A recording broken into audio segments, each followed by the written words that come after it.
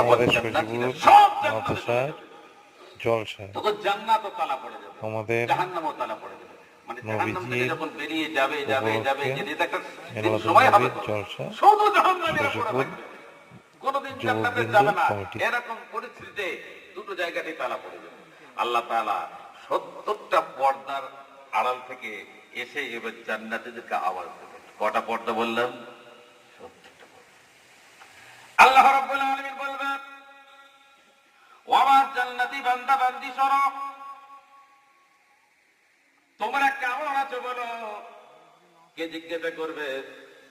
আল্লাহ জিজ্ঞাসা করবে। তাহলে আল্লাহ কত জান্নাতীদেরকে ভালোবাসে?